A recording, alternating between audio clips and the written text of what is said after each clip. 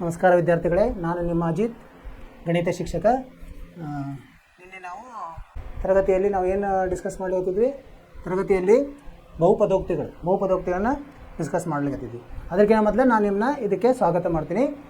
ಈ ನಮ್ಮ smart board ಕ್ಲಾಸಿಗೆ ನಿಮಗೆ ಸುಸ್ವಾಗತ. ಇಲ್ಲಿ ಬರೀ ನಿಮಗೆ ವಾರ್ಷಿಕ ಪರೀಕ್ಷೆಯಲ್ಲಿ ಅಂಕ ಗಳಿಕೆ ಬಗ್ಗೆ ಅಷ್ಟೇ ನಾವು ಹೇಳಿಕೊಡಲ್ಲ. ನಿಮ್ಮ ಜ್ಞಾನ ಅಭಿವೃದ್ಧಿ ಮತ್ತು ನಿಮಗೆ ಮೂಲವಾದ ಜ್ಞಾನವನ್ನು ಅಂದರೆ ಬೇಸಿಕ್ ಅದನ್ನು ನಾವು ಅದನ್ನು ಸ್ಟ್ರಾಂಗ್ ಮಾಡ್ತೀವಿ. ನಿಮ್ಗೆ ಏನೋ ಸಂದೇಹಗಳಿದ್ದರೂ ನೀವು ಇಲ್ಲಿ ಬಗೆಹರಿಸಬಹುದು. ಹೀಗಾಗಿ ತುಂಬ ಇಲ್ಲಿ ಆಮೇಲೆ ಮನೋರಂಜನವಾಗಿ ನಿಮಗೆ ಪಾಠವನ್ನು ಹೇಳಿಕೊಡ್ಲಾಗುತ್ತದೆ ಇಲ್ಲಿ. ಅದಕ್ಕೆ ನೀವು ಇಲ್ಲಿ ಗಮನಕೊಟ್ಟು ಕೇಳಿರಿ. ಈಗ ನಾವು ಹಿಂದಿನ ತರಗತಿಯ ಏನೇನು ಪಾಠ ಇತ್ತಲ್ಲ ಅದನ್ನೇ ಒಂದು ಮನನ ಮಾಡೋದು. ಏನು ಕಲ್ತೀವಿ ನಾವು ನಿನ್ನೆ ಹೋದ ಕ್ಲಾಸಲ್ಲಿ? ಬಹುಪದೋಕ್ತಿಗಳ ಪರಿಚಯ ಮತ್ತು ಘಾತ ಅಂದರೆ ರೇಖಾತ್ಮಕ ಬಹುಪದೋಕ್ತಿ, ವರ್ಗ ಬಹುಪದೋಕ್ತಿ ಮತ್ತು ಘನ ಪದೋಕ್ತಿಗಳ ಉದಾಹರಣೆ ಮತ್ತು ಅದರ ಶೂನ್ಯತೆಗಳ ಬಗ್ಗೆ ನಾವು ಕಲ್ತೀವಿ. ಶೂನ್ಯತೆ, ಅದಕ್ಕೆ ಬೇಕಾದ ಸೂತ್ರಗಳನ್ನು ಕಲ್ತೀವಿ. ಈಗ ಇವತ್ತೇನು ಮಾಡೋಣಂತ ಕೆಲವೊಂದು ಉದಾಹರಣೆಗಳನ್ನು ನೋಡೋಣಂತೆ. ಈ ನಿಮ್ಮ ಪುಸ್ತಕದಲ್ಲಿದೆ ಉದಾಹರಣೆ. ಈಗೇನು ಉದಾಹರಣೆ ಅಂದರೆ ಮೊದಲಿಂದು ಉದಾಹರಣೆ 2 ಅಂದರೆ ಇದು ವರ್ಗ ಬಹುಪದೋಕ್ತಿದ್ದು ಉದಾಹರಣೆ ಇದೆ. ಇಲ್ಲಿಂದ ನಾವು ಇವತ್ತು ತರಗತಿಯನ್ನು ಶುರು ಮಾಡೋಣ. ಏನಂತ ಹೇಳಿದ್ದಾರೆ ಅವರು?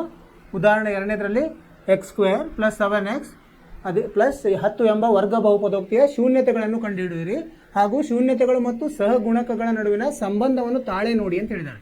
ಮೊದಲು ನಾವು ಕಂಡುಹಿಡಿದು ಆಮೇಲೆ ಅದರದ್ದು ಸಂಬಂಧವನ್ನು ತಾಳೆ ನೋಡಬೇಕು. ಹೆಂಗೆ ಮಾಡೋದು ಇದನ್ನು ನೋಡೋಣ. ಈಗ ನೋಡಿ, ಬಹುಪದೋಕ್ತಿ ಏನು ಕೊಟ್ಟಿದ್ದಾರೆ? x² + 7x + 10 ಅಂದರೆ ಇದರಲ್ಲಿ ನಾವು ಸಹಗುಣಕಗಳನ್ನು ನೋಡೋಣ. ಏನೇನಿದೆ ಸಹಗುಣಕ ಇದ್ರದ್ದು?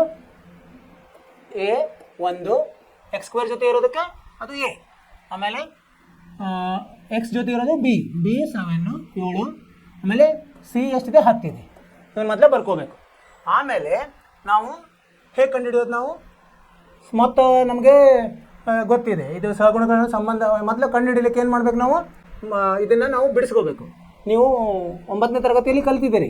ಮಧ್ಯಮ ಟರ್ಮನ್ನು ಅದನ್ನು ಛೇದಿಸಿ ನಾವು ಮಾಡ್ಬೋದು. ಅದಕ್ಕೆ 0ಗೆ ನಾವು ಅದನ್ನು ಸಮ ಮಾಡಿದಾಗ ನಮಗೆ ಸಿಗ್ತದೆ. ಸೊ ಅದನ್ನು ಹೆಂಗೆ ಮಾಡೋದಂತ ಹೇಳ್ಕೊಡ್ತೀನಿ. ಈಗ x² + 7x 10 ಇದೆ. ಸೊ ಈಗ ಹೆಂಗಿರ್ಬೇಕಂದ್ರೆ ಇದನ್ನು ಮಧ್ಯದ ಈ ಟರ್ಮ್ ಇದೆಯಲ್ಲ, ಇದನ್ನು ನಾವು ಛೇದಿಸಬೇಕು. ಹೆಂಗೆ ಛೇದಿಸ್ಬೇಕಂದ್ರೆ ಇದನ್ನು ಗುಣಿಸಿದರೆ 10 ಬರಬೇಕು, ಕೂಡಿಸಿದರೆ 7 ಬರಬೇಕು. ಆ ಥರ ಇದನ್ನು ಛೇದಿಸಬೇಕು. ಮಧ್ಯದ 7x ಇದೆಯಲ್ಲ, ಮಧ್ಯಕ್ಕಿದೆಯಲ್ಲ ಅದನ್ನು. ಸೊ ಅದನ್ನು ಹೆಂಗೆ ಮಾಡೋದು? ನಾವು 10 ಯಾವ 2 ಅಂಕಿಗಳನ್ನು ತೊಗೋಬೇಕು? ಇಲ್ಲಿ 5 2 ತೊಗೊಂಡ್ರೆ ಆಗುತ್ತೆ. 5 ಮತ್ತು 2 ಕೂಡಿಸಿದ್ರೆ 7 ಆಗುತ್ತೆ. 5 2 ಗುಣಿಸಿದ್ರೆ 10 ಆಗುತ್ತೆ. ಇದನ್ನು ಹೇಗೆ ಬರ್ಕೋಬೋದು ನಾವು? x² + 5x + 2x + 10 ಅಂತ ಬರೀಬೋದು. ಇದನ್ನು 2 ಗುಂಪುಗಳನ್ನಾಗಿ ಮಾಡೋದು. ಈಗ 2 ಗುಂಪು ಮಾಡಿದಾಗ ಇದರಲ್ಲಿ ಏನು ಸಾಮಾನ್ಯ ಇದೆ? x ಸಾಮಾನ್ಯ ಇದೆ. ಏನು ಉಳಿಯುತ್ತೆ? x + 5 ಉಳಿಯುತ್ತೆ. ಇಲ್ಲಿ ಏನು ಸಾಮಾನ್ಯ? 2 ಸಾಮಾನ್ಯ. ಇಲ್ಲಿ ಅದೇ ಉಳಿಬೇಕು. ಅಂದರೆ ಮತ್ತೆ ನೀವು ಸಾಮಾನ್ಯವಾಗಿ ತೆಗಿಲಿಕ್ಕೆ ಬರುತ್ತೆ. ಅಂದರೆ 2 ಅಪವರ್ತನಗಳು ಆಗ್ತದೆ. ಅಪವರ್ತನಗಳನ್ನು ಕಂಡುಹಿಡಿಯಲಿಕ್ಕೆ ನಾವು. ಸೊ ಈಗ ಇದರಲ್ಲಿ ಏನು ಸಾಮಾನ್ಯ? x + 5 ಸಾಮಾನ್ಯ ಇದೆ. x + 5 ತೆಗೆದ್ರೆ ಏನು ಉಳಿತು? ಇಲ್ಲಿ x ಉಳಿತು ಕಂಸದಲ್ಲಿ, ಇಲ್ಲಿ +2 ಉಳಿತು. ಇವು 2 ಏನು ಅಪವರ್ತನಗಳು. ಈಗ ಶೂನ್ಯತೆ ಹೆಂಗೆ ಕಂಡುಹಿಡಿತೀವಿ ನಾವು? ಶೂನ್ಯತೆಗಳು. ಈಗ ಶೂನ್ಯತೆ ಕಂಡುಹಿಡಿಯೋಣ. ಶೂನ್ಯತೆ ಹೆಂಗೆ ಕಂಡುಹಿಡಬೇಕಂದ್ರೆ ಇವೆರಡನ್ನು 0ಗೆ ಸಮ ಮಾಡ್ಕೋಬೇಕು. ಯಾಕಂದರೆ ಶೂನ್ಯತೆ ಅಂದರೆ 0ಗೆ ಸಮ ಆಗ್ತದೆ. ಇದರಲ್ಲಿ ಯಾವುದೇ ಒಂದು x ವ್ಯಾಲ್ಯೂ ಹಾಕಿದರೆ ಅದು 0ಗೆ ಸಮ ಹೋದರೆ ಅದು ಈ ಬಹುಪದೋಕ್ತಿಯ ಶೂನ್ಯತೆ ಅಂತ ನಾವು ಕಲ್ತಿದ್ದೀವಿ. ಸೊ ಈಗೇನು ಮಾಡೋದು? ಈಗ x + 5 = 0 ಅಥವಾ x + 2 = 0. ಈಗೇನಾಯಿತು? ಇದನ್ನು x ಅಷ್ಟೇ ಇಲ್ಲಿ ಇಟ್ಟು ಎಡಗಡೆ ಇಟ್ಟು 5ಅನ್ನು ಬಲಗಡೆ ತೊಗೊಂಡೋದ್ರೆ ಏನಾಯ್ತು? -5 ಆಗುತ್ತೆ, -5. ಅಥವಾ x ಏನಾಗುತ್ತೆ? -2 ಅಥವಾ -2 ಆಗುತ್ತೆ. ಸೊ ಇವೆರಡನ್ನು ನೀವು ಈ ಬಹುಪದೋಕ್ತಿಯಲ್ಲಿ ಆದೇಶಿಸಿದರೆ ನಿಮಗೆ 0 ಸಿಗ್ತದೆ. ನೋಡಿ ಬೇಕಾದ್ರೆ -5ಅನ್ನು ವರ್ಗ ಮಾಡಿದ್ರೆ 25 ಬರ್ತದೆ. ಇಲ್ಲಿ ಹಾಗೆ ನಾನು ನಿಮಗೆ ಒಂದು ಉದಾಹರಣೆ ತೋರಿಸ್ತೀನಿ. -5 ವರ್ಗ ಅದು ಸಂಕಲನ 7, x ಎಷ್ಟಿದೆ? -5 ಇದೆ, ಸಂಕಲನ 10. ಇದು ಎಷ್ಟು ಬಂತು? 25 ಆಯ್ತು. ಇದು -5 ವರ್ಗ ಏನು ಬರ್ತದೆ? ಧನ 5. ಇದು ಏನು ಬಂತು? ಋಣ 35 ಧನ 10. ಇದನ್ನು ಏನಾಯಿತು? 25ರಲ್ಲಿ 35 ಅಥವಾ ಇವನ್ನೆರಡು ಕೂಡಿಸಿದ್ರೆ 35 ಮೈನಸ್ 35 0. ಈಗ 0 ಆಯ್ತಲ್ಲ. ಹೀಗಾಗಿ ಇದನ್ನು ನೀವು ಇದು ಋಣ 2 ಇದರಲ್ಲಿ ಆದೇಶಿಸಿದರೆ ಅದು ಸದಾ ನಿಮಗೆ 0 ಬರ್ತದೆ. ಹೀಗಾಗಿ ಇವೆರಡು ನಾವೇನಂತ ಹೇಳಬೇಕು? -5 ಮತ್ತು ಋಣ 2. ಋಣ 5 ಋಣ 2 ಇವು ಯಾವುದು? ಈ ಬಹುಪದೋಕ್ತಿ ಯಾವುದು? x² ಸಂಕಲನ 7x ಸಂಕಲನ 10ರ ಶೂನ್ಯತೆಗಳು. ಇದು ಮೊದಲನೇ ಪ್ರಶ್ನೆ. ಇದರಲ್ಲಿ ಮೊದಲನೇ ಪ್ರಶ್ನೆ ಶೂನ್ಯತೆಗಳನ್ನು ಕಂಡುಹಿಡಿಯಿರಿ ಅಂತ ಹೇಳಿದ್ರು. ಆಮೇಲೆ ನಾವು ಇದರದ್ದು ಏನು ಮಾಡೋದು? ಶೂನ್ಯತೆ ಮತ್ತು ಸಹಗುಣಕ ನಡುವೆ ಸಂಬಂಧವನ್ನು ತಾಳೆ ನೋಡಬೇಕು. ಸೊ ತಾಳೆಗೆ ಹೇಗೆ ನೋಡೋದಂದರೆ ಇವೆರಡು ತಾಳೆ ನೋಡೋಣ. ತಾಳೆ ಹೇಗೆ ನೋಡೋದಂದರೆ ಈಗ ಶೂನ್ಯತೆಗಳ ಎರಡು ಥರ ತಾಳೆ ನೋಡ್ಬೋದು. ಒಂದು ಮೊತ್ತ, ಇನ್ನೊಂದು ಗುಣಲಬ್ಧ. ಮೊತ್ತ ಅಂದರೆ 2 ಇದೆ ನಮ್ಮದು. 2 ಏನೇನು ಬಂದಿದೆ ನಮಗೆ? ಋಣ 2 ಮತ್ತು ಋಣ 5 ಬಂದಿದೆ. ಇವೆರಡನ್ನು ಕೂಡಿಸಿದ್ರೆ ಎಷ್ಟು ಬಂತು? ಋಣ 7 ಬಂತು. ಇದನ್ನು ನಾವು ತಾಳೆ ನೋಡೋದಂದ್ರೆ ಅದರ ಸಹಗುಣಕಗಳ ಸೂತ್ರದಿಂದ ನೋಡೋದು. ಶೂನ್ಯತೆಗಳ ಮೊತ್ತ ನಾವು ಹೆಂಗೆ ಕಂಡು ಹಿಡಿದೀವಿ? ಇದರಿಂದ ಸೂತ್ರದಿಂದ ಮೈನಸ್ ಅಂದರೆ ಋಣ ಬಿ ಭಾಗಲಬ್ಧ ಎ. ಬಿ ಎಷ್ಟಿದೆ ಇದರಲ್ಲಿ ನೋಡಿ? ಎಷ್ಟಿದೆ? ಬಿ 7 ಇದೆ. ಅಂದರೆ ಋಣ 7. ಎ ಎಷ್ಟಿದೆ? 1 ಇದೆ. ಏನು ಬಂತಿಲ್ಲ? ಋಣ 7 ಬಂತು. ಅಂದರೆ ಮೊತ್ತ ತಾಳೆ ಆಯ್ತು. ಅದೇ ಥರ ಎರಡನೇದಿದೆ. ಎರಡನೇದು ಗುಣಲಬ್ಧ. ಶೂನ್ಯತೆಗಳ ಗುಣಲಬ್ಧ ಅಂದರೆ ಎರಡನ್ನೂ ಗುಣಿಸಿದರೆ ಅದಕ್ಕೆ ಸೂತ್ರಕ್ಕೆ ನೋಡೋದು. ತಾಳೆ ನೋಡಿ ಏನಾಯ್ತು? ಈಗ -2 ಗುಣಲಬ್ಧ -5 ಎಷ್ಟು ಬರುತ್ತೆ? ಇದು ಮೈನಸ್ ಅಂದರೆ ಋಣ ಧನ ಆಗ್ತದೆ. ಧನ 2 5 10. 2 5 10 ಆಗುತ್ತೆ. ಈಗ ಇದನ್ನು ಸೂತ್ರದಲ್ಲಿ ಹಾಕಿ ನೋಡೋಣ. ಸೂತ್ರದಲ್ಲಿ ಏನು ಸೂತ್ರ ಇದೆ? ಗುಣಲಬ್ಧಕ್ಕೆ C/A ಇದೆ. ಸಿ ಎಷ್ಟಿದೆಯಪ್ಪ ಇಲ್ಲಿ? 10 ಇದೆ ಅಲ್ವಾ? ಇಲ್ಲಿ ನೋಡಿ 10 ಇದೆ. ಸಿ 10 ಭಾಗಲಬ್ಧ 1 ಎಷ್ಟು ಬಂತು? 10. ಸೊ ಇದರಿಂದ ಏನು ಬರಿಬೋದು ನಾವು ಉತ್ತರ? ಶೂನ್ಯತೆಗಳು ಮತ್ತು ಸಹಗುಣಕಗಳ ನಡುವಿನ ಸಂಬಂಧ ತಾಳೆ ಆಗಿದೆ. ಶೂನ್ಯತೆಗಳ ಮತ್ತು ಸಹಗುಣಕಗಳ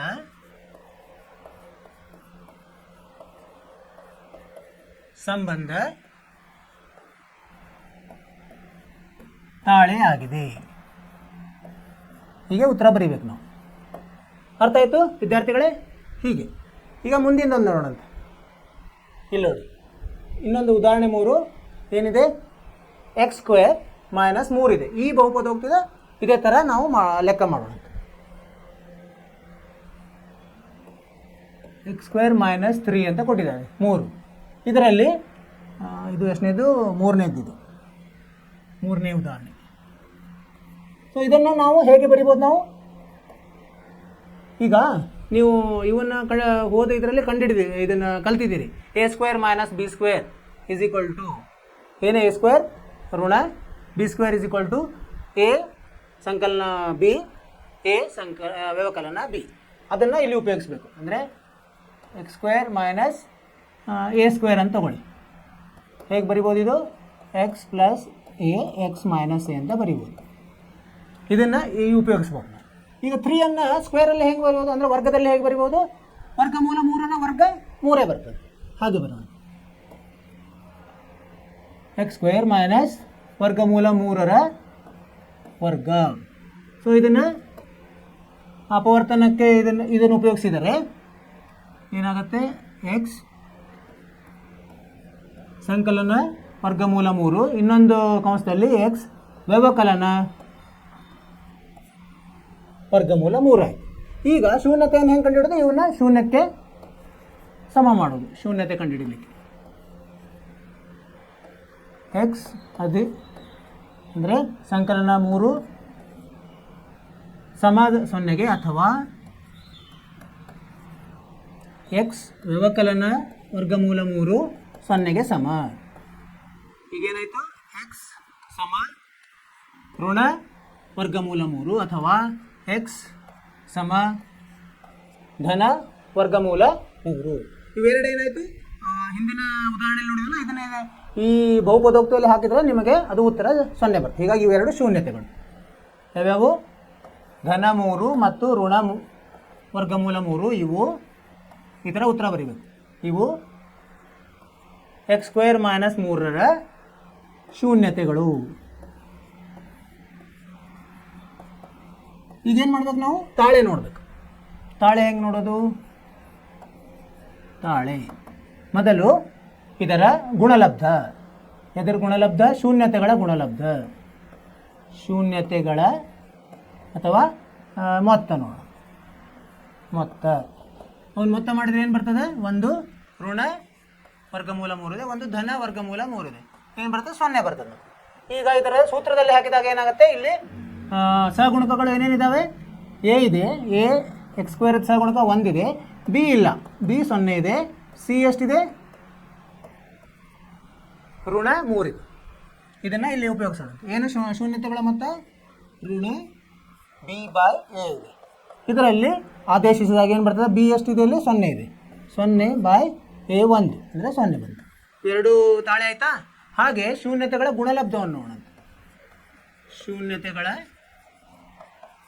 ಗುಣಲಬ್ಧ.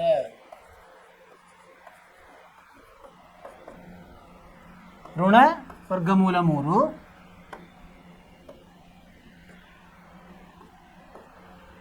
ಋಣ ವರ್ಗಮೂಲ 3 ಗುಣಲಬ್ಧ ಧನ ವರ್ಗಮೂಲ 3. ಋಣ ಮತ್ತು ಧನವನ್ನು ಮಾಡಿದ್ರೆ ಏನು ಬರ್ತದೆ? ನಮಗೆ ಋಣನೇ ಬರ್ತದೆ 3. ಸರಿನಾ? ಋಣ ಧನ. ಈಗ ಇದನ್ನು ಸೂತ್ರದಲ್ಲಿ ಹಾಕಿ ನೋಡಿ. ಸೂತ್ರ ಏನು? c/a. ಸಿ ಏನಿದೆ ನಮಗೆ? ಋಣ 3 ಇದೆ. ಎ ಎಷ್ಟಿದೆ? 1 ಇದೆ. ಎಷ್ಟು ಬಂತು? ಋಣ 3 ಬಂತು. ಇದು ನೋಡಿದರೆ ಮೊತ್ತನೂ ತಾಳೆ ಆಯಿತು, ಗುಣಲಬ್ಧನೂ ತಾಳೆ ಆಯಿತು ಅಲ್ವಾ? ಸೊ ಏನು ಬರಿಬೇಕು ನಾವು? ತಾಳೆ ಆಗಿದೆ ಅಂತ ಬರಿಬೇಕು. ತಾಳೆ ಆಗಿದೆ. ಇಲ್ಲೂ ತಾಳೆ ಆಗಿದೆ. ತಾಳೆ ಆಗಿದೆ. ಅರ್ಥ ಆಯಿತು ವಿದ್ಯಾರ್ಥಿಗಳೇ? ಇದೇ ಥರ. ಸೊ ಹೀಗೆ ಮುಂದೆ ಹೋಗೋಣಂತ. ಇಲ್ಲಿ ಏನು ಕೊಟ್ಟಾರಂದರೆ 4ನೇ ಉದಾಹರಣೆ ಏನು ಕೊಟ್ಟಿದ್ದಾರೆ? ಶೂನ್ಯತೆಗಳ ಮೊತ್ತ ಹಾಗೂ ಗುಣಲಬ್ಧ ಕ್ರಮವಾಗಿ ಋಣ 3 ಮತ್ತು ಧನ 2 ಆಗಿರುವ ಒಂದು ವರ್ಗ ಬಹುಪದೋಕ್ತಿಯನ್ನು ಕಂಡುಹಿಡಿಯಿರಿ. ಮೊತ್ತ ಮತ್ತು ಇದು ಏನು ಗುಣಲಬ್ಧ ಕೊಟ್ಟಿದ್ದಾರೆ, ಅದರಿಂದ ನಾವು ಬಹುಪದೋಕ್ತಿ ಮಾಡಬೇಕು. ಹೇಗೆ ಮಾಡೋದು ನೋಡೋಣ. ಎಷ್ಟನೇದ್ದದು? ಉದಾಹರಣೆ 4 ಏನು ಕೊಟ್ಟಿದ್ದಾರೆ? ಈಗ ಏನಂತೀವಮ್ಮ? ಶೂನ್ಯತೆಗಳು ನಮ್ಗೆ ಗೊತ್ತಿಲ್ಲ, ಬರೀ ಮೊತ್ತ ಕೊಟ್ಟಿದ್ದಾರೆ ಮತ್ತು ಗುಣಲಬ್ಧ ಕೊಟ್ಟಾರೆ. ನಾವೇನು ಮಾಡೋಣ? ಮೊದಲು ಶೂನ್ಯತೆಗಳು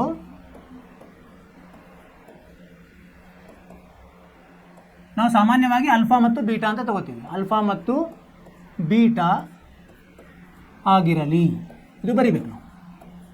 ಈಗೇನು ಕೊಟ್ಟಾರ ಅವರು? ಮೊದಲಿಗೆ ಏನು ಕೊಟ್ಟಿದ್ದಾರೆ? ಮೊತ್ತ ಋಣ 3. ಮೊತ್ತ ಅಂದರೆ ಹೇಗೆ ಬರೀಬೇಕು?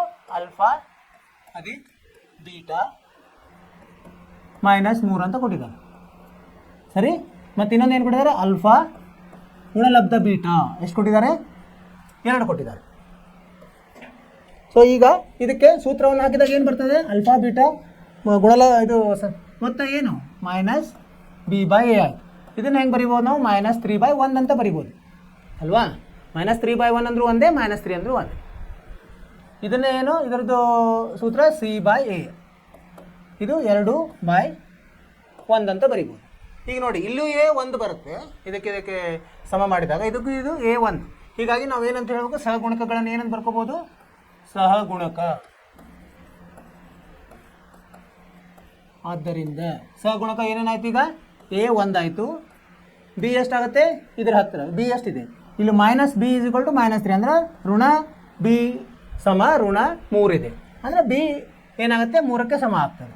ಸಿ ಎಷ್ಟಾಗುತ್ತೆ? ಇದು ಎದಕ್ಕೆ ಸಮ ಇದೆ? 2ಕ್ಕೆ ಸಮ ಇದೆ. ಸೊ ಈಗ ಬಂತು. ಈಗ ನಾವು ಮೂಲ ರೂಪ ಬರಿಬೋದು. ಮೂಲ ರೂಪ ಹೇಗಿರ್ತದೆ?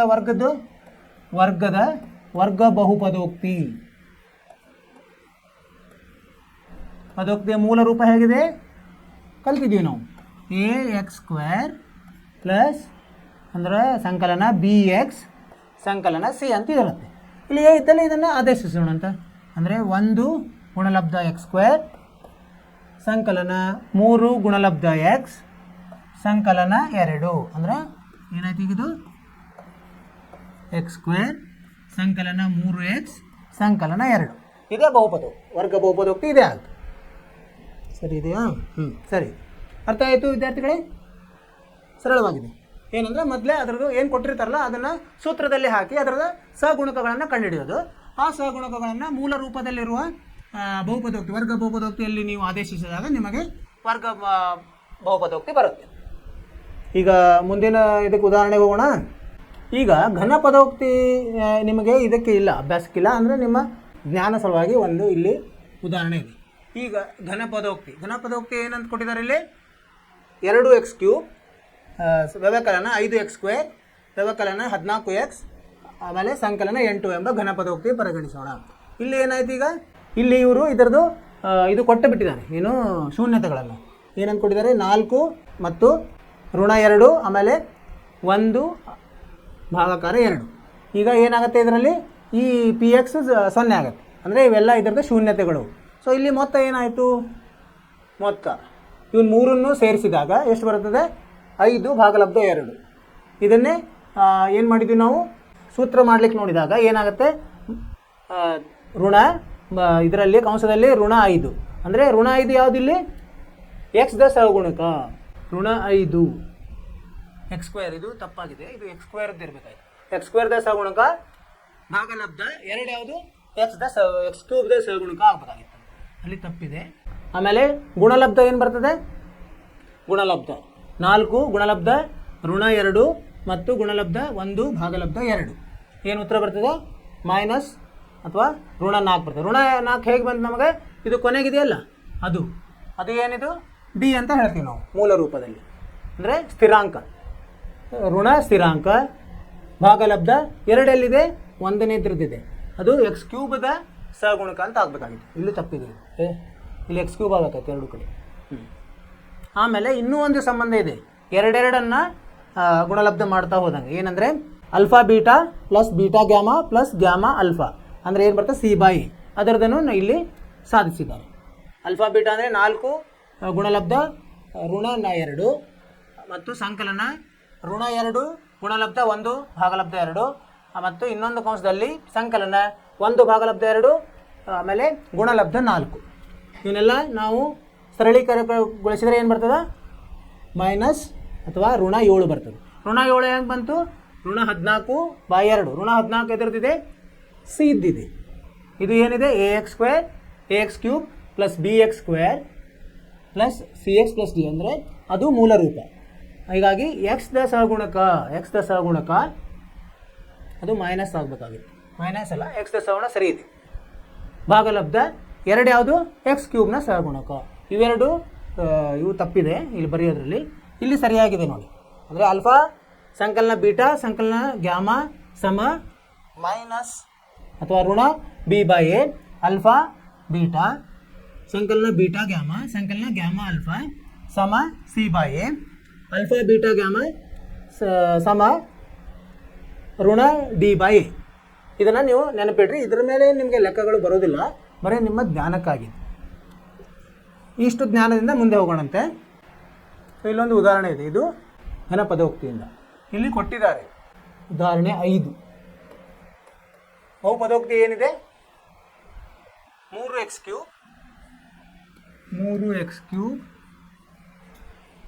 ವ್ಯವಕಲನ 5x² ವ್ಯವಕಲನ 11x ವ್ಯವಕಲನ 3. ಇದರದು ಅವರು ಶೂನ್ಯತೆಗಳನ್ನು ಕೊಟ್ಟಿದ್ದಾರೆ.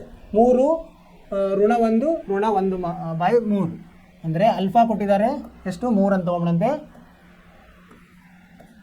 ಬೀಟಾ ಕೊಟ್ಟಿದ್ದಾರೆ ಎಷ್ಟು? -1. ಗ್ಯಾಮಾ ಕೊಟ್ಟಿದ್ದಾರೆ 3 ಇರ್ತಾವಲ್ಲ, ಗ್ಯಾಮಾ ಅಂತೀರ 3ನೇದಕ್ಕೆ -1/3. ಆಮೇಲೆ ಇದರಲ್ಲಿ ಸಹಗುಣಕಗಳನ್ನು ನೋಡೋಣ. ಏನೇನಿದೆ ಸಹಗುಣಕ? ಎ ಇದೆ 3, ಬಿ ಇದೆ -5, ಸಿ ಇದೆ -11, ಡಿ -3. ಸರಿನಾ? ಈಗ ತಾಳೆ ನೋಡಿಬಿಡೋದು ನಾವು ಅಷ್ಟೇ, ಯಾಕಂದರೆ ಅದು ಮತ್ತೆ ಕಂಡುಹಿಡಿಯೋ ಕಾರಣ ಇಲ್ಲ. ತಾಳೆನೇ ನೋಡೋದು ಡೈರೆಕ್ಟಾಗಿ ಪರೀಕ್ಷಿಸಿ ಮತ್ತು ತಾಳೆ ನೋಡಿ. ಪರೀಕ್ಷಿಸಿ ಮಾಡಲಿಕ್ಕೆ ಏನು ಮಾಡಬೇಕು, ಇದರಲ್ಲಿ ಇವನ್ನೆಲ್ಲ ತುಂಬಬೇಕು, ಇವನು ಮೂರನ್ನು. ಸೊ ಮೊದಲಿಗೆ ಪರೀಕ್ಷೆ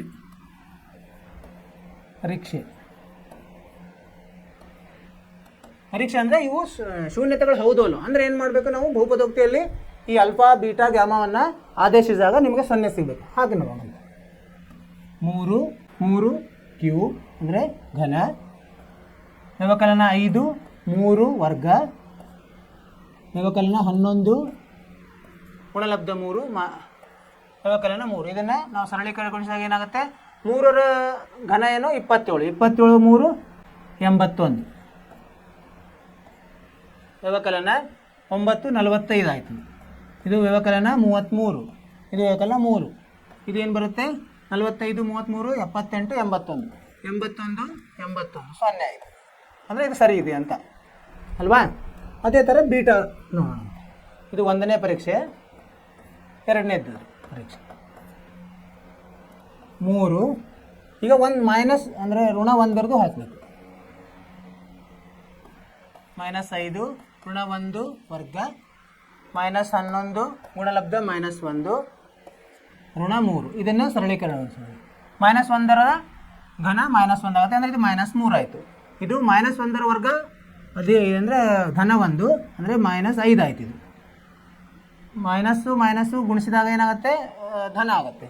ಧನ 11 ಋಣ 3. ಇವನ್ನೆಲ್ಲ ಋಣ ಇರೋದನ್ನೆಲ್ಲ ಕೂಡಿಸಿದಾಗ ಏನಾಗುತ್ತೆ, -11 ಅಧಿಕ 11. ಇದು 0 ಆಯಿತು. ಅಂದರೆ ಇದು ಸರಿ ಇದೆ ಅಲ್ವಾ. ಇದನ್ನು ನೀವು ಮನೆಗೆಲಸ, ಇದನ್ನು ನೋಡಿ ಮನೆಗೆಲಸದಲ್ಲಿ ಮಾಡಿ. ಇದು ಮನೆಗೆಲಸ. ಇದು ಮನೆಗೆಲಸದಲ್ಲಿ ನೀವು ಪರೀಕ್ಷಿಸಬೇಕು, ಇದರಲ್ಲಿ ಹಾಕಿ ಅಂದರೆ ಏನು ಬರುತ್ತೆ ನೋಡಿ.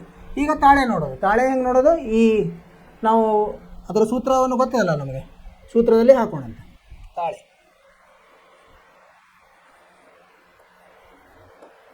ತಾಳೆ ನೋಡೋದು. ತಾಳೆ ಹೆಂಗೆ ನೋಡೋದು, 3ನ್ನು ಕೂಡಿಸೋಣಂತೆ ಮೊದಲು. 1ನೇ ತಾಳೆ ಅಲ್ಫಾ ಬೀಟಾ ಗ್ಯಾಮಾ ಎಷ್ಟು ಬರುತ್ತೆ, ಅಲ್ಫಾ ಬೀಟಾ ಗ್ಯಾಮಾ ಎಷ್ಟು ಬರ್ತದೆ, 3. ಒಂದೇನಿದೆ 3 ಇದೆ ಅಲ್ವಾ, ಇಲ್ಲಿ 3 ಇದೆ, -1 ಇದೆ, -1/3 ಇದೆ. 3 -1 -1/3 ಏನು ಬರುತ್ತೆ ಇದು, 3ರಲ್ಲಿ 1 2, 2ರಲ್ಲಿ 1 3/4 ಹೋದರೆ ಏನು ಬರ್ತದೆ, 2 1 3/4 ಅಂದರೆ 3 2 6 6 1 5 5 3/4 ಈ ಥರ ಬರ್ತದೆ. ಸರಿನಾ. ಸೊ ಇದನ್ನೇ ಸೂತ್ರದಲ್ಲಿ ಹಾಕೋಣಂತೆ. ಸೂತ್ರ ಏನು ಹೇಳ್ತದೆ ಇದಕ್ಕೆ, ನಾವು ಇಲ್ಲಿ ಕಲ್ತಿದ್ದೀವಿ ಸೂತ್ರ ಏನು, alpha plus beta plus gamma ಸಮ -b/a ಅಂದರೆ ಋಣ b/a. ಇಲ್ಲಿ b ಎಷ್ಟಿದೆ, ಋಣ 5 ಇದೆ, ಋಣದ್ದು 5. ಎ ಎಷ್ಟಿದೆ, ಎ 3 ಇದೆ. ಅಂದರೆ ಇದು ಸಮಯ ಆಯಿತು, ತಾಳೆ ಆಯಿತು. ಈಗ ತಾಳೆ ಆಗಿದೆ ಸರಿ. ಇದೇ ಥರ 2ನೇ ತಾಳೆ. 2ನೇ ತಾಳೆ ಏನು, ಗುಣಿಸೋದು 3 ಅಥವಾ 2 ಇದನ್ನು ಮಾಡ್ಬೋದು ನಾವು. ಯಾವುದು ಇದು, alpha beta plus beta gamma plus gamma alpha. Beta ಎಷ್ಟಿದೆ, 3 ಇದೆ, 3 ಗುಣಲಬ್ಧ ಋಣ 1 ಅಧಿಕ್ ಋಣ 1 ಋಣ 1/3 ಅಧಿಕ್ ಋಣ 1/3 ಗುಣಲಬ್ಧ 3. ಏನು ಬಂತಿದ್ದು, ಋಣ 3 ಧನ 1/3 ಆಮೇಲೆ ಋಣ 1. ಇದೇನಾಗುತ್ತೆ, ಋಣ 2 ಅಧಿಕ್ 1/3 ಅಂದರೆ ಋಣ 5/3 ಬಂತು. ಸರಿ. ಈಗ ಇದಕ್ಕೆ c/a ಮಾಡಬೇಕು ನಾವು. ತಾಳೆಗೆ c/a ಮಾಡಿದರೆ ಎಷ್ಟು ಬರುತ್ತೆ, c ಎಷ್ಟಿದೆ ಇದರಲ್ಲಿ, 3ನೇದು c 11 ಬಂತು. ಇದೇನು ತಪ್ಪಾ, ಹಾಂ ಇದು ತಪ್ಪು ನೋಡಿ. -3 -4 ಏನಾಗುತ್ತೆ, -4 ಆಗುತ್ತೆ. ಅಂದರೆ ಇಲ್ಲಿ ಉಳಿಯೋದು -11 -11/3. ಇದರಲ್ಲಿ C/A, ಸಿ ಎಷ್ಟಿದೆ? C -11 ಇದೆ, ಅಂದರೆ -11 A 3 ಇದೆ. ಸರಿನಾ? ತಾಳೆ ಆಯ್ತಲ್ಲ, ಇದು ತಾಳೆ ಆಗಿದೆ. ಇದು ಘನ ಬಹುಪದೋಕ್ತಿ ನಿಮಗೆ ಪರೀಕ್ಷೆಗೆ ಇರೋದಿಲ್ಲ, ಇದು ನಿಮ್ಮ ಜ್ಞಾನಕ್ಕೆ. ಆಮೇಲೆ ಮೂರನೇದು ನೋಡೋಣ. ಮೂರನೇದು ಯಾವುದು? ಆಲ್ಫಾ ಗುಣಲಬ್ಧ ಬೀಟಾ ಗುಣಲಬ್ಧ ಗ್ಯಾಮ. ಮೂರನ್ನು ಗುಣಿಸಿದರೆ ಏನು ಬರ್ತದೆ? 3 ಗುಂಡ್ಲೆ ಋಣ 1 ಗುಂಡ್ಲೆ ಋಣ 1/3. 3 ಕ್ಯಾನ್ಸಲ್ ಆಗಿ ಋಣ 1 ಗುಣಿಸಿದಾಗ 1 ಬರ್ತದೆ. ಇದಕ್ಕೆ ಏನು ಫಾರ್ಮು? ಇದು D/A ಇಲ್ವಾ? ನೋಡಿ, -D/A. -D/A ಮಾಡಿದಾಗ ಏನು ಬರುತ್ತೆ ನಮಗೆ? ಮೈನಸ್ ಅಂದರೆ ಋಣ. ಡಿ ಎಷ್ಟಿದೆ? 3 ಇದೆ, -3 ಇದೆ, ಅಂದರೆ ಋಣ 3. ಎ ಎಷ್ಟಿದೆ? ಧನ 3 ಇದೆ, ಧನ 3. ಇದನ್ನು ಮಾಡಿದ್ರೆ ಏನಂತ? 3 ಭಾಗಲಬ್ಧ 3 1. ಸೊ ಇದನ್ನು ತಾಳೆ ಆಯಿತು, ತಾಳೆ ಆಗಿದೆ. 3 ತಾಳೆ ಮಾಡಿದರು. ಅರ್ಥ ಆಯಿತು ವಿದ್ಯಾರ್ಥಿಗಳೇ? ಹೀಗೆ ಮುಂದುಗಡೆ ಹೋಗೋಣಂತೆ. ಮುಂದೇನಿದೆ?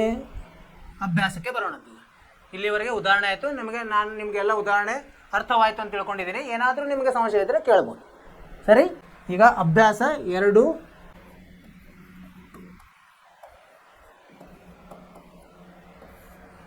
ಒಂದನೆಯ ಮುಖ್ಯ ಪ್ರಶ್ನೆ ಏನಂತ ಕೇಳಿದರೆ, ಇಲ್ಲಿ ಈ ಕೆಳಗಿನ ವರ್ಗ ಬಹುಪದೋಕ್ತಿಗಳ ಶೂನ್ಯತೆಗಳನ್ನು ಕಂಡುಹಿಡಿಯಿರಿ ಹಾಗೂ ಶೂನ್ಯತೆಗಳ ಮತ್ತು ಸಹಗುಣಕಗಳ ನಡುವಿನ ಸಂಬಂಧವನ್ನು ತಾಳೆ ನೋಡಿ.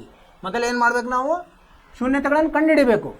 ಅದನ್ನು ಏನು ಮಾಡಬೇಕು? ಅದು ಬಹುಪದೋಕ್ತಿಯನ್ನು ಬಿಡಿಸಿ ಅದರ ಶೂನ್ಯತೆ ಅಪವರ್ತನಗಳನ್ನು ಕಂಡುಹಿಡಿದು ಅದಕ್ಕೆ ಶೂನ್ಯಕ್ಕೆ ಸಮ ಮಾಡಿ ನಾವು ಶೂನ್ಯತೆಯನ್ನು ಕಂಡುಹಿಡಿಬೇಕು. ಆಮೇಲೆ ಅದನ್ನು ತಾಳೆ ನೋಡಬೇಕು. ಒಂದೊಂದಾಗಿ ಮಾಡೋಣ. ಒಂದನೇ ಪ್ರಶ್ನೆ ಏನಿದೆ? x² - 2x, x² - 2x - 8. ಇದು ಮಧ್ಯಮ 2x -2x. ಅದನ್ನು ಬಿಡಿಸಿ ಮಾಡೋದಿದೆ. ಹೇಗೆ ಬಿಡಿಸೋದು? ಈಗ ಗುಣಿಸಿದರೆ ಮೊದಲನೆಯ ಸಹಗುಣಕ ಕೊನೆಯ ಸಹಗುಣಕವನ್ನು ಗುಣಿಸಿದರೆ, ಅಷ್ಟು ಅವೆರಡು ಸೇರಿ ಗುಣಿಸಿದರೆ ಮಧ್ಯದಲ್ಲಿ ಏನು ಇದು ಇದೆಯಲ್ಲ 2x, ಅದಕ್ಕೆ ಸಮ ಆಗಬೇಕು. ಅಂದರೆ ಗುಣಿಸಿದರೆ ನಿಮಗೆ ಅಂದರೆ ಋಣ 8 ಬರಬೇಕು, ಕೂಡಿಸಿದರೆ ಋಣ 2 ಬರಬೇಕು. ಅಂಥವೆರಡು ಯಾವ್ದು ತೊಗೋಬೋದು ನಾವು? ಋಣ 4 ಧನ 2. ಆ ಥರ ನಾವು ಇದನ್ನು ಬಿಡಿಸ್ಕೋಬೋದು. ಋಣ 4 ಧನ 2. ಇಲ್ಲಿ ನೋಡಿ, ಇವೆರಡು ಸೇರಿಸಿದರೆ ಋಣ 2. ಅದು ಮೌಲ್ಯ ಏನು ಚೇಂಜ್ ಆಗಲಿಲ್ಲ. ಇಲ್ಲಿ 2 ಗುಂಪು ಮಾಡೋಣಂತೆ.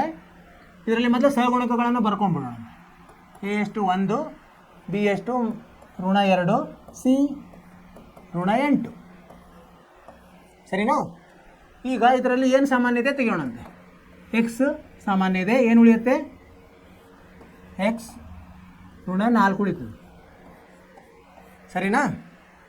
ಆಮೇಲೆ ಇದರಲ್ಲಿ ಏನು ಸಾಮಾನ್ಯ ಇದೆ? 2 ಸಾಮಾನ್ಯ ಇದೆ, ಧನ 2 ಉಳಿತೇನು? ಎಕ್ಸ್ -4 ಉಳಿತು. ಇವೆರಡು ಒಂದೇ ಬರಬೇಕು ನಿಮಗೆ. ಮುಂದೆ ಹೋಗಿ ಇದು 2ರಲ್ಲಿ ಏನು ಸಮ? ಎಕ್ಸ್ -4 ಸಮ. ಉಳಿಯುತ್ತೇನು? ಎಕ್ಸ್ ಸಂಕಲನ 2 ಉಳಿಯುತ್ತೆ. ಈಗ ಶೂನ್ಯತೆ ಹೆಂಗೆ ಕಂಡುಹಿಡಿಯೋದು ನಾವು?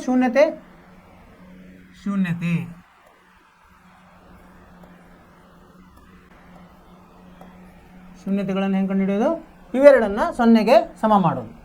ಅಂದರೆ ಎಕ್ಸ್ ಋಣ 4 0ಗೆ ಸಮ, ಅಥವಾ ಎಕ್ಸ್ ಸಂಕಲನ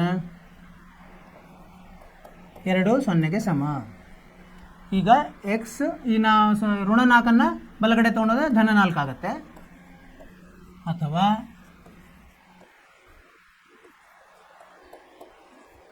ಎಕ್ಸು ಏನಾಗುತ್ತೆ? 2ನ್ನು ಆ ಕಡೆ ತೊಗೊಂಡೋದ್ರೆ ಎಕ್ಸು ಋಣ 2 ಆಗುತ್ತೆ. ಇವೆರಡು ಶೂನ್ಯತೆಗಳು.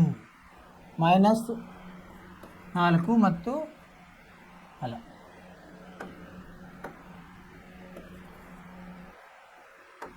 4 -2 ಇವು ಇದರ ಶೂನ್ಯತೆಗಳು.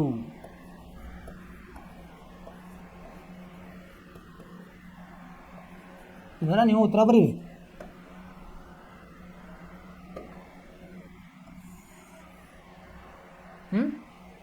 ನಂತರ ಈಗ ನಾವು ತಾಳೆ ನೋಡೋಣ. ತಾಳೆಯನ್ನು 2 ಥರ ತಾಳೆ ನೋಡ್ಬೋದು ಇಲ್ಲಿ. ಒಂದನೇ ತಾಳೆ ಶೂನ್ಯತೆಗಳ ಮೊತ್ತ ಅಂದರೆ ಎರಡನ್ನು ಕೂಡಿಸೋದು. ಏನೆಂದರೆ ಒಂದು ಶೂನ್ಯತೆ 4 ಇದೆ, ಇನ್ನೊಂದು ಶೂನ್ಯತೆ ಋಣ 2 ಇದೆ. ಏನು ಬರುತ್ತೆ? ಧನ 2 ಬರ್ತದೆ. ಇದನ್ನು ಸೂತ್ರದಲ್ಲಿ ಹಾಕಿದಾಗ ಏನು ಮೈನಸ್ ಬಿ ಬೈ ಎ. ಈಗ ಬಿ ಎಷ್ಟಿದೆ ಇಲ್ಲಿ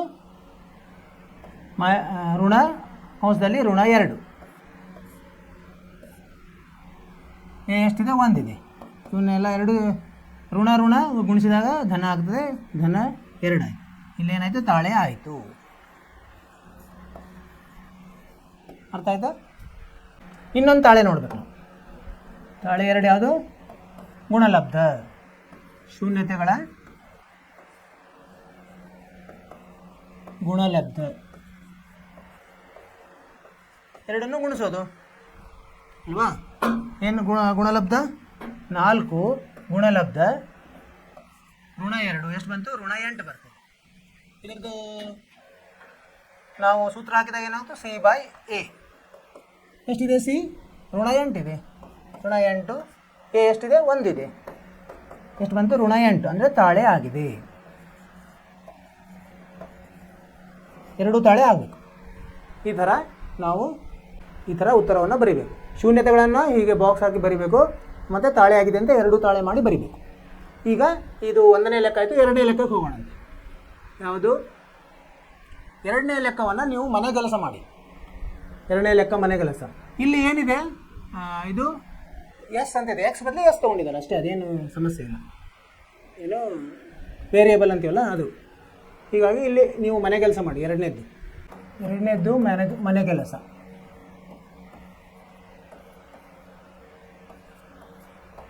ಮೂರನೇದು ಇಲ್ಲಿ ಮಾಡೋಣ.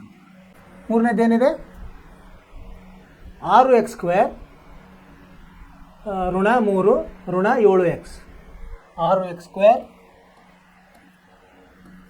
ಋಣ 3 ಋಣ 7x. ಹಾಂ, ಈಗ ನೋಡಿ ನಮ್ಮದು ಇದನ್ನು ಒಮ್ಮೊಮ್ಮೆ ಅವರು ನಿಮಗೆ ಕನ್ಫ್ಯೂಸ್ ಆಗಲಿ ಅಂತೇಳಿ ಹಿಂದೆ ಮುಂದೆ ಕೊಟ್ಟಿರ್ತಾರೆ. ಅದನ್ನು ನಾವು ಮೂಲ ರೂಪದಲ್ಲಿ ಬರೀಬೇಕು. ಅಂದರೆ ax² + bx + c. ಮೊದಲೇ x² ಬರೀಬೇಕು, ಆಮೇಲೆ x ಇದ್ದು ಬರೋದು, ಆಮೇಲೆ ಸ್ಥಿರಾಂಕದ್ದು ಬರೀಬೇಕು. ಇದನ್ನು ಹೇಗೆ ಬರ್ಕೋಬೋದು ನಾವು? 6x² - 7x - 3 ಅಂತ ಬರ್ಕೋಬೋದು. ಸರಿನಾ? ಈಗ ಇದರದ್ದು ಗುಣಕಗಳನ್ನು ಬರ್ಕೋಬೇಕು. ಎ ಎಷ್ಟಾಗುತ್ತೆ ಇಲ್ಲಿ? 6, ಬಿ ಋಣ 7, ಆಮೇಲೆ ಸಿ ಋಣ 3.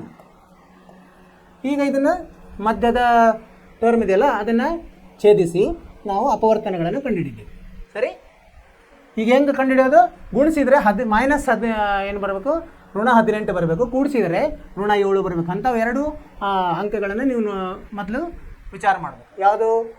ಮೈನಸ್ ಅಂದರೆ ಋಣ 9 ಧನ 2. 6x² ಮೈನಸ್ ಅಥವಾ ಋಣ 9x ಧನ 2x ಧನ 2x ಋಣ 3. ಸರಿನಾ? ಅಂದರೆ ಇಲ್ಲಿ ಎರಡು ಗುಂಪುಗಳನ್ನು ಮಾಡ್ಕೋಣ. ಏನು ಇಲ್ಲಿ ಸಾಮಾನ್ಯ? 3. 6 ಮತ್ತು 9ಕ್ಕೆ ಯಾವುದು ಭಾಗ? ಅದರಿಂದ ಭಾಗ ಆಗುತ್ತೆ 3ರಿಂದ. 3x ಸಾಮಾನ್ಯ, ಉಳಿಯುತ್ತೇನು? 2x ಋಣ 3. ಇಲ್ಲಿ 1 ಸಾಮಾನ್ಯ, 2x ಮೈನಸ್ 3. ಇವೆರಡರಲ್ಲಿ ಏನು ಸಾಮಾನ್ಯ ಬರ್ತದೆ? 2x minus 3. ಇನ್ನೊಂದು ಕಂಸದಲ್ಲಿ 3x ಅಧಿಕ 1. ಇವೆರಡು ಅಪವರ್ತನಗಳು.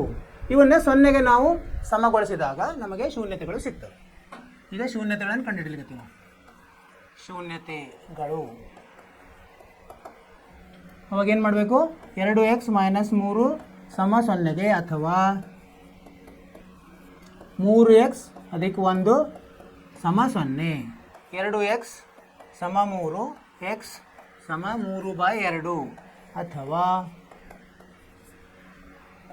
3x ಸಮ ಋಣ 1, x ಸಮ 1/3. ಇವೆರಡು ಶೂನ್ಯತೆಗಳು. ಇವು ಧನ 3/2 ಮತ್ತು ಋಣ 1/3 ಇವು ಶೂನ್ಯತೆಗಳು.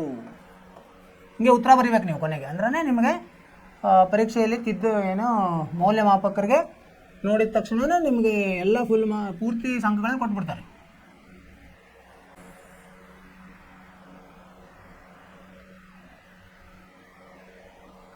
ಈ ಥರ. ಇನ್ನು ಮೇಲೆ ತಾಳೆ ನೋಡೋದು ನಾವು. ತಾಳೆ ನೋಡು ಮುಂದಿನ ಇದರಲ್ಲಿ ಹಾಳೆಯಲ್ಲಿ ತಾಳೆ ನೋಡ ತಾಳೆ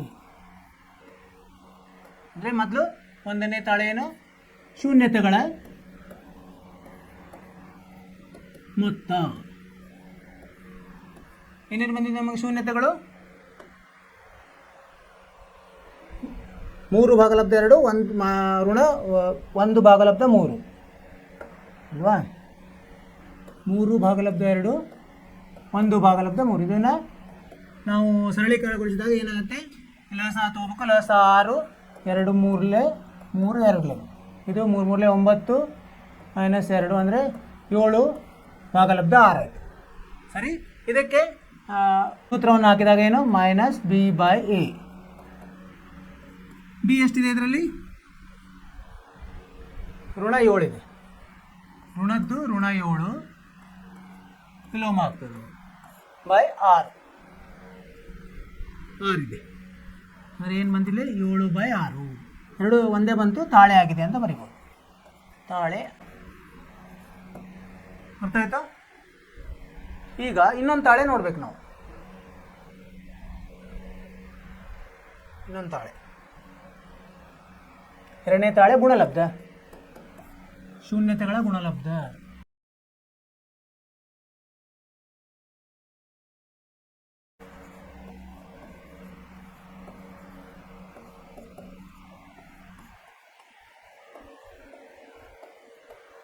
ಗುಣಲಬ್ಧ ಹೇಗೆ? ಎರಡನ್ನು ಗುಣಿಸೋದು. 3 ಭಾಗಲಬ್ಧ 2 ಗುಣಾಕಾರ ಋಣ 1 ಭಾಗಲಬ್ಧ 3. ಇಲ್ಲಿ 3 3 ಹೋಗಿ ಏನು ಉಳಿಯುತ್ತೆ? ಋಣ 1 ಬೈ 2 ಆಗುತ್ತೆ. ಇದನ್ನೇ ಸೂತ್ರದಲ್ಲಿ ಹಾಕಿದಾಗ ಸಿ ಬೈ ಎ. ಸಿ ಎಷ್ಟಿದೆಯಪ್ಪ ಇಲ್ಲಿ? ಸಿ 3 ಇದೆ. ಇಲ್ಲಿ ಸಿ 3 ಇದ್ದರೆ ಮೈನಸ್ 3 ಅಂದರೆ ಋಣ 3 ಬೈ 6 ಇದೆ ಅಲ್ವಾ? ಇದನ್ನು ಸರಳೀಕರಿಸಿದ್ರೆ ಮೈನಸ್ 1 ಬೈ 2 ಆಯಿತು. ಅಂದರೆ ತಾಳೆ ಆಗಿದೆ. ಅರ್ಥ ಆಯಿತು ವಿದ್ಯಾರ್ಥಿಗಳೇ? ಮೊದಲು ಅವುಗಳ ಶೂನ್ಯತೆಗಳನ್ನು ಕಂಡುಹಿಡಿಬೇಕು. ಶೂನ್ಯತೆಗಳನ್ನು ಹೆಂಗೆ ಕಂಡುಹಿಡ್ತೀವಿ ನಾವು? ಶೂನ್ಯತೆಗಳನ್ನು, ಅದನ್ನು ಅಪವರ್ತನಗಳನ್ನು ಕಂಡುಹಿಡಿದು ಅವನ್ನು ಶೂನ್ಯಕ್ಕೆ ಸಮಗೊಳಿಸಿ ಶೂನ್ಯತೆಗಳನ್ನು ಕಂಡುಹಿಡಿದು ಎಕ್ಸ್ ಬೆಲೆಯನ್ನು ಕಂಡುಹಿಡಿದು ಅದೇ ಶೂನ್ಯತೆಗಳನ್ನು ಈ ಥರ ಕಂಡುಹಿಡಿದು ಇವುಗಳ ತಾಳೆ ನೋಡು. ತಾಳೆ ಹೇಗೆ ನೋಡೋದು? ಅದರದ್ದು ಗುಣಲಬ್ಧ ಮತ್ತು ಮೊತ್ತದ್ದು ಸೂತ್ರ ಮತ್ತು ಇದನ್ನು ಹಾಗೆ ಹಾಕಿ ನೋಡಿದರೆ ಎರಡೂ ಒಂದೇ ಬಂದರೆ ಅದು ಅದರ ತಾಳೆ. ಅರ್ಥ ಆಯಿತು? ಇದು ತಾಳೆ. ಈಗ ಮುಂದಿನ ಲೆಕ್ಕಕ್ಕೆ ಹೋಗೋಣಂತೆ. ಮುಂದಿನ ಲೆಕ್ಕ ಯಾವುದು? 4ನೇ ಲೆಕ್ಕ. 4u², ಅಂದರೆ ಎಕ್ಸ್ ಬಂದು ಯು ತೊಗೊಂಡಿದ್ದಾರೆ. 4u² ಸಂಕಲನ 8u. ಇದನ್ನು ನೀವು ಮನೆಯಲ್ಲಿ ಮನೆಗೆಲಸ, 4ನೇದ್ದು ಮನೆಗೆಲಸ.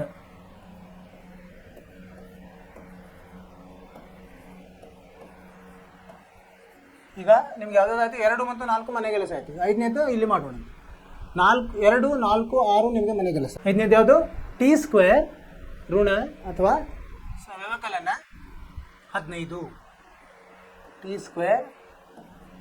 ವ್ಯವಕಲನ 15 ಅಥವಾ t² ಮೈನಸ್ 15 ಅಂತ ಹೇಳ್ತೀವಿ. ಸೊ ಇದನ್ನು ಹೇಗೆ ಬರೋದು ನಾವು? a² ಮೈನಸ್ b² ಅದ ಆ ಥರ ಇದೆ. ಇದು b² ಅಂದರೆ ವರ್ಗಮೂಲ 15ರ ವರ್ಗ, ಆ ಥರ ಬರ್ಕೋಬೋದು.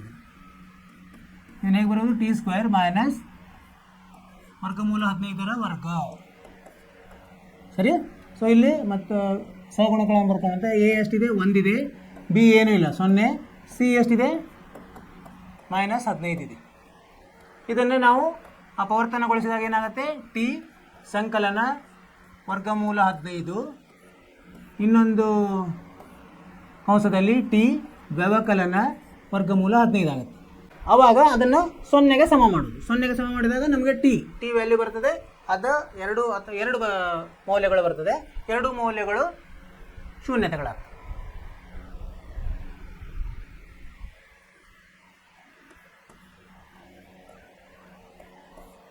ಇದನ್ನು ಶೂನ್ಯತೆಗಳನ್ನು ಕಂಡುಹಿಡಿಯೋಣ.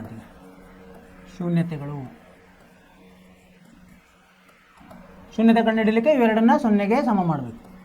ಟಿ ಸಂಕಲನ ವರ್ಗಮೂಲ 15 0ಗೆ ಸಮ, ಅಥವಾ ಟಿ ವ್ಯವಕಲನ ವರ್ಗಮೂಲ 15 0ಗೆ ಸಮ.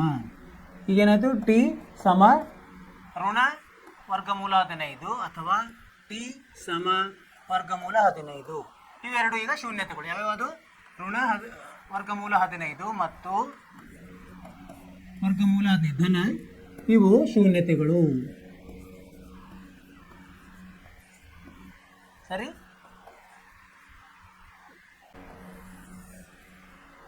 ಇವು ಶೂನ್ಯತೆಗಳು. ಈಗ ತಾಳೆ ನೋಡೋದು ನಾವು.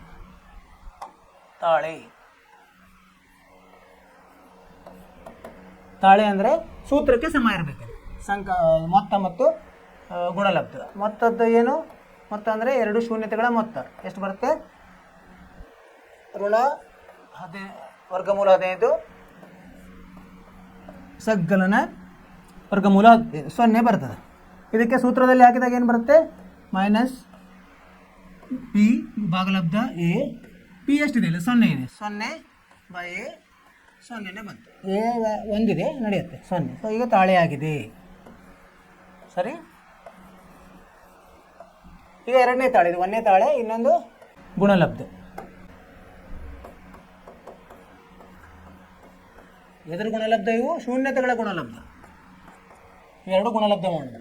ಋಣ ವರ್ಗಮೂಲ 15 ಗುಣಾಕಾರ ವರ್ಗಮೂಲ 15 ಏನು ಬರುತ್ತೆ? ಋಣ 15 ಬರ್ತದೆ.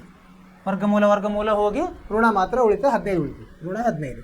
ಇದಕ್ಕೆ ಸೂತ್ರದಲ್ಲಿ ಹಾಕಿದಾಗ ಸಿ ಭಾಗಲಬ್ಧ 5. ಸಿ ಎಷ್ಟಿದೆ? ಇಲ್ಲಿ ಋಣ 15 ಇದೆ. ಋಣ 15. ಎ ಎಷ್ಟಿದೆ? 1 ಇದೆ. ಅಂದರೆ ಋಣ 15 ಬಂತು. ಅಂದರೆ ತಾಳೆ ಆಗಿದೆ.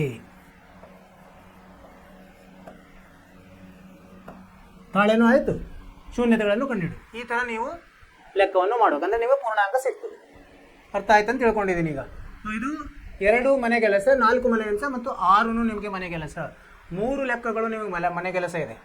ಆಮೇಲೆ ಲೆಕ್ಕಗಳನ್ನು ಅಂದರೆ ಎರಡನೇ ಮುಖ್ಯವಾದದ್ದ ಲೆಕ್ಕವನ್ನು, ಇದರಲ್ಲಿ 6 ಲೆಕ್ಕಗಳಿವೆ. ನಾವು ನಾಳೆ ತರಗತಿಯಲ್ಲಿ ಮಾಡೋಣ, ಸರಿನಾ?